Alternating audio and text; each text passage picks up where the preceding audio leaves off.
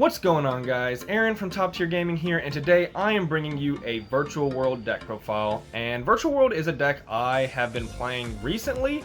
I picked it up about a month ago, and I just haven't really had the time to play it because I had so many big tournaments I was going to where I wanted to play Earth Machine, so I had to put this deck sort of in the back burner. But now that I have been able to play it, I actually took it to 2 tournaments this last weekend. Took it to our Saturday tournament, and I managed to get second place with my first time playing with the deck besides just hand testing. And then on Sunday I actually took first place and won a box of King's Court with it. So the deck's been performing very well for me, and yeah, so I know a lot of Virtual World decks end up looking the same, and there's nothing really crazy in the profile. However, there's a lot of variation in tech choices that can be played. And especially with certain packages you can choose to play in your extra deck. And I think the extra deck in Virtual World is where a lot of variation comes into play. But in the main deck there's some as well. So I'm going to run through my choices, sort of explain them a little bit, and then I'm going to show you guys some combos at the end, because if anything, Virtual World is a deck that's very combo heavy, and knowing those combos can be super helpful. Before we get into the deck profile, Discord link down below if you want to join our Discord community. It's growing, it's been doing really well lately, have a lot of fun in there. So if that's something you're interested in, please check it out. We also have a Twitter where Patty uploads cool memes if you're into that. And yeah, if you're a fan of Virtual World, like, comment, subscribe, and without further ado, let's get into the deck profile.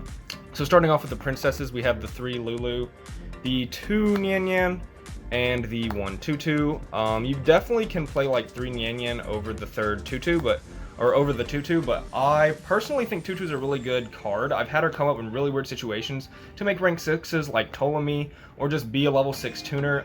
She's definitely been working for me, and I recommend playing her. And then for the rest of the Virtual World monsters, we have the 3 Gigi, the 3 Lily, and the 3 Lao Lao. So this is a very standard 15. I think 15 is about what always gets played. I've seen like one build that was running 3 Nian Nian and a Tutu, and they were running 16 Virtual World monsters just to see them more often, I guess. But yeah, this is very standard as 15 Virtual Worlds. Not much to explain here. It's what you see in every list, and yeah, Lulu's obviously like the best one. They all fill their purpose, and yes, this is the main core of your engine that's not changing as far as monsters are concerned. So 15 Virtual World monsters. On to spells, we have the 3 Pot of Desires. So Desires is one of my least favorite cards in Yu-Gi-Oh! I'm going to be honest. However, in this deck it's just really good because not only is your engine just a bunch of 3-ofs, which is very nice because it means most of the time you're not going to banish something that hurts. The thing that hurts the most is usually banishing like all your Chuches, which has happened a couple times to me. But Nian Nian can actually return banished Pot of Desires cards back to your deck, which is really nice. And that helps you like return your banished driver if you do banish it off this card. Spoiler alert, we're playing Gamma. But yeah, Desires just has a lot of synergy in this deck in the fact that you can return the cards, and your engine is just a bunch of 3-ofs, which is very, very nice. Then we were playing 3 City and 3 Qinglong. Again, these are just, there's a lot of cards in Virtual World you don't have any flex spots with. You're maxing both of these out at 3. Qinglong is like one of the best spells because it essentially is another monster and you can just dump it with a Virtual World. And City plus almost any special summonable Virtual World is like full combo. Like the only one you're kind of worried with is like Lao Lao. But yeah, City plus like Lily, City Lulu is absolutely bonkers. 1 Foolish Burial Goods. So this is sort of like a glorified Upstart Goblin because it's a little better than Upstart. So it's essentially, if you don't have a way to get to Qinglong engraved, this can send it, and then you can get to any Virtual World monster you want. This can also send something like Chuche or Shan Wu, depending on which effects you need. It's also a set if you're playing Ultimate Sulkin, because then you can make Crystal Wings, so the fact that it's a spell card, it can be set's pretty nice. But only one, you don't really want to see multiples, and it's just like a better Upstart Goblin in my opinion. The 1 E-Telly, nice and ultimate first. Yes, gotta play that if you have it, if you're playing Virtual World. And yeah, this is just a good extender. You special Nian Nian, and then you can make all your Virtual World plays without your normal summon, which is really good going second especially, but it's just more gas going first. And then we have 1 Called by the Grave. I've actually seen a couple lists not play this, which doesn't make much sense to me because this deck can actually be hurt by Ash relatively bad, but I mean, Called By is just one of the best cards in the game, so you should definitely be running this. And then on to Virtual World Traps, we just play 3. I'm playing 2 Chuche and a Shan Wu. This is pretty standard. You can play 3 Chuche. Again, ratios and sort of flex spots are the biggest differences between Virtual World lists, but a lot of it looks like the same, which is just how Virtual World is because it's such a big engine to play. But yeah, Chuche, one of the best interrupts you can have for your opponent's turn. Just very useful and recycles your engine. And then Shanwu, being a special summon from Grave, can help you play past Nibiru, as well as just be an amazing extender. So that is it for engine cards, I would say. I mean, Desires isn't really an engine card, but yeah. On to the flex spots. We have 3 Ash Blossom, 3 Infinite Impermanence, and then Virtual World's Best Friend, 3 Gamma, and the Driver. So personally, I'm not a big fan of Gamma either. However, this deck almost forces you to play it because of how much synergy it has. First of all, Driver being level 6 means if you summon him like on your turn, you can actually make a lot of like level 9 synchro plays or rank 6 plays with him. So he has synergy there. The fact that all of your things activate in hand, so you can very easily negate like Ash Blossom with Gamma and then continue on your plays. If Driver gets banished, Yan Yan can send him back for you to activate more Gammas. The fact that Gamma is a Psychic, which means like 2/2 can discard extras of him to special summon from Graveyard. He just has too much synergy, so you're kind of forced to play him, as well as just being an amazing Ghost second card, but gosh, we all hate drawing Driver. I like Ash Blossom a lot. I know she isn't high impact, but in this deck, there are often times where I can run through my Virtual World names, use Ptolemy to add back Ash, and still make all my plays. That's come up a couple times, so yeah. And then Imperm. Ash and Imperm are just like generically really good, and they both stop Dark Dragoon. I mean, you want to stop Dragoon because he's just a really annoying card, so this can stop Red Eyes Fusion, this can stop Verte Anaconda. Yeah, but that is the 10 hand traps I'm choosing to play. You can run things like Nibiru, like Droll and Lockbird. You can main deck a bunch of different hand traps in this deck because you, even if they're bad in the matchup, you have so many discard outlets, which can help you just not really brick on bad hand traps. But yeah, suit it more for your locals or whatever event you're going to. That's just the hand trap ratio I like to play. And then on to the extra deck where a lot more variation can come in. We're going to start off with the 2 main level 6 monsters in my opinion, which are the Stardust Charge Warrior and the Coral Dragon. So good because they both can help you make Sulkin if you choose to go that route. And they also draw you cards which help facilitate the discards that are naturally inherent in the Virtual World engine. As well as just like being good Ghost second cards like Stardust Charge Warrior can attack every special monster your opponent controls, which doesn't come up often, but it can. And Coral Dragon's really good Go second because you can just discard a card to pop a card they control. Yeah, you usually use these to make like rank 6s or climb further in your level 9s and just make Sulkin. Like these are very, very standard in every Virtual World list. Then for the other level 6s, we have the Juju and we have the Nothung. So Nothung, it doesn't get played in every list, but I like him because one, he's a dark, which is good for Sulkin. Or really it's good with Mud Dragon instead of Sulkin is what I mean. However, this card also can sort of force Red Eyes Dark Dragoon to negate him because he can make Dragoon 200 attack, and they sort of have to negate that, otherwise Nothung can just run them over. So yeah, he forces Dragoon negates, and also he is a win condition for time, which this deck can grind, so you can go into time against a myriad of different decks. So yeah, it is a nice option to have. It just has a lot of synergy, and is a good level 6 to play if you think you can fit it in your extra deck. Level 9 Synchros, we have the very standard Vermilion Dragon Mech and the Shen Shen. Shen Shen, of course, your main monster you want to end on because it is follow-up, it is a floodgate, it's just a super good card. We're choosing not to play Crocosaur because we just don't have the extra deck space, but if you're wanting to remove one of the packages I'm running, feel free to add Crocosaur because he's an amazing card and can also net you additional cards with his draw. On to Xyz monsters, we have the 1 Break Sword. This was a Bamboozling in the tournaments I played, but I never made Bamboozling. I also never made Crocosaur, which is another reason he's not in here. But I wanted Break Sword because Break Sword can like clear threats and then try to make Zeus. Even in your like not great hands where you can only end up getting 2 level 3s because you were interrupted or that's just how your hand was. And I do like Break Sword for that option, just being a good go second card that can sort of clear boards and help make Zeus. Ptolemy is just the MVP of the extra deck for sure. You can use it to recycle your own plays, get other Virtual World names in rotation, or bounce problem cards, and then of course make Zeus. Utopia Beyond can out Dragoon, and of course make Zeus. If you're noticing a trend, it's because Zeus is just really good. Gaia Dragon, overlay on top of a rank 6. It's another material for Zeus. Also piercing. And then the man himself, Divine Arsenal AA Zeus. Yeah, you want to, if you're going second, you're probably going to make this card at the end of your turn, because usually you can play through some interrupts and then just swing with an Xyz monster, either Utopia Beyond or Ptolemy, overlay Gaia Dragon, and then just make Zeus, and it's just really good. So, yep. And then the two packages I choose to play, this is where a lot of variation can come in, because if you don't play them, you have a lot of extra room in your extra deck, but these are really good packages to play, and that is the Tzolk'in and Crystal Wing. Yeah, this package is insane for Go First, and it really pairs nicely with the other engine. We'll set this off to the side a little bit. And then that is the Muddy Mud Dragon and the Invoked Kaliga. So if you end Crystal Wing and Kaliga, it's almost auto win. Like, you force them to have Dark Ruler or Droplets or they lose, essentially, especially with Chuche on the field. And they're just really powerful cards in the sense that when you end Kaliga, you're almost like your opponent has to have Dark Ruler or Droplets, because they only can swing with one monster in the battle phase, and you have a Chuche, so they have to be able to out multiple cards.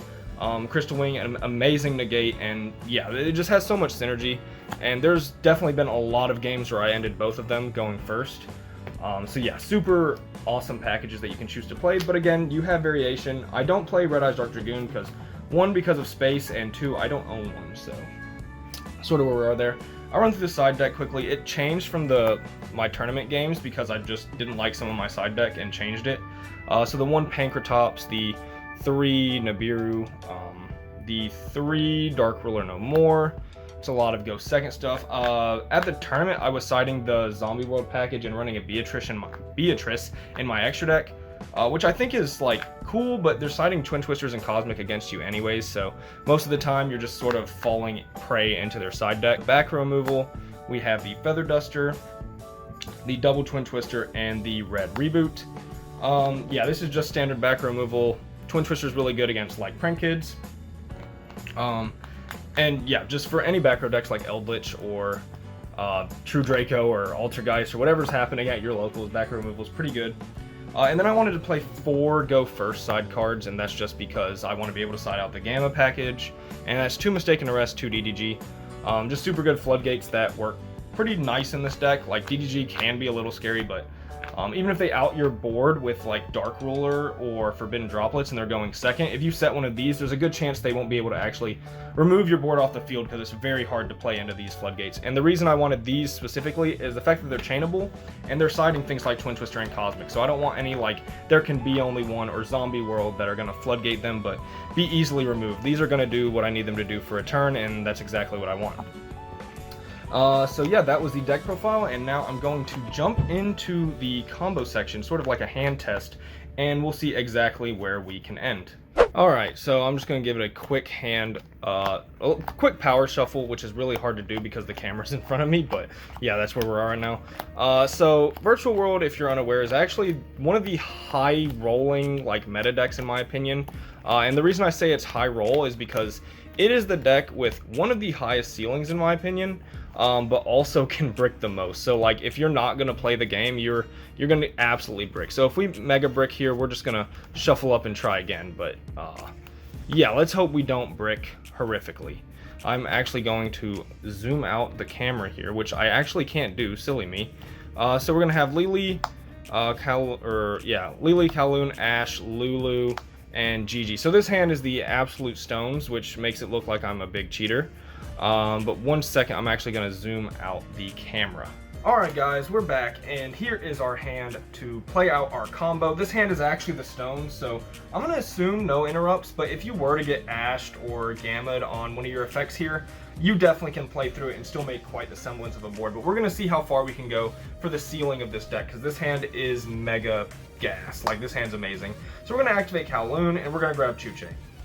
Chuche here, very good. You always want to end Chuche because not only does it recycle your engine, it protects your board and gives you another interrupt. Like, it can protect, if you end Kaliga, it can protect your Kaliga from battle, and also just being an amazing interrupt on your opponent's turn. You always want to end Chuche if you can. So, as the first tip, if you don't play Virtual World often. Now we're going to activate Lily, and we're going to target the Chuche. Which means we're going to dump a spell, and then we're going to dump a monster. So the monster we're going to dump is definitely Nian Yan, and we're always going to dump Qinglong here because Qinglong essentially gives you any virtual name in your deck, right? So that is very, very good. Yes, and then Lily is going to special summon.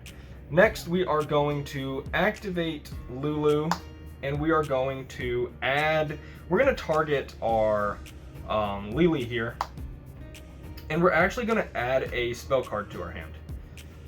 We're going to add a spell card because we need something guaranteed to set for our Sulkin if we decide to go that route. And we're going to dump a Shanwu to the graveyard because it will act as a nice extender.